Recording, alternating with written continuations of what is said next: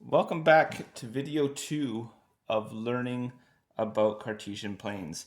In the first video, we discovered that a coordinate grid is just simply two number lines that are placed together and have a meeting point where one goes up and down and the other one goes left to right. In this video, we're going to learn about labeling all of the pieces of our coordinate grid and learning about how we can actually put points in the graph here later on. The first thing to learn about is this point right here where the two lines meet.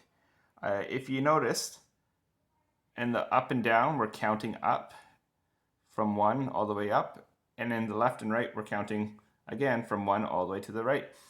If you look there, this point, both values are 0, and this is a special place called the origin. Okay, and we'll get back to the origin a little bit later. So the origin is a special place in our Cartesian planes.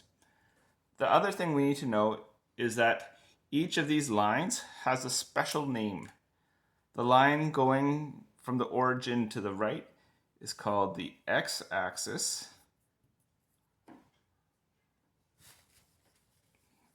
Try that again. The x-axis.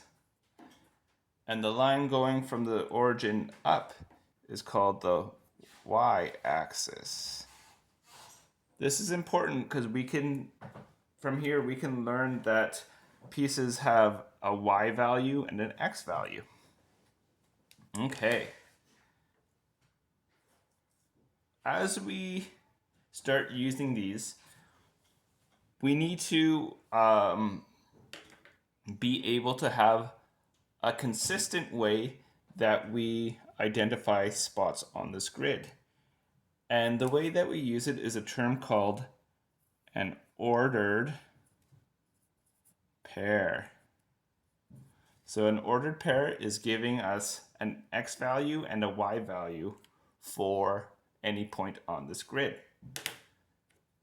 The way we remember it is, or the way we write it out is by using a bracket with an x value, a comma, and then the y value.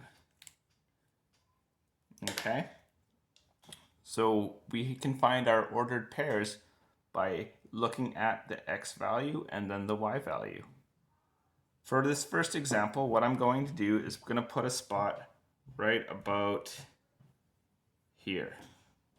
Now to find the ordered pair, what I'm going to do is start off by going to the origin and counting along the number of spots along the x-axis. So starting from 0, 1, 2, 3, and 4. So my first number here, my ordered pair, I'm going to do the brackets. My x value is going to be a 4.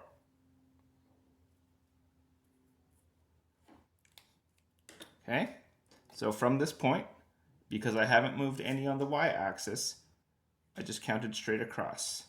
So now I'm going to put a comma, and starting from 0, I'm going to count up. 1, 2, 3, 1, 2, 3, 4, 5. So my y value is a 5. So for this ordered pair at this spot, I have an x value of 4 and a y value of 5.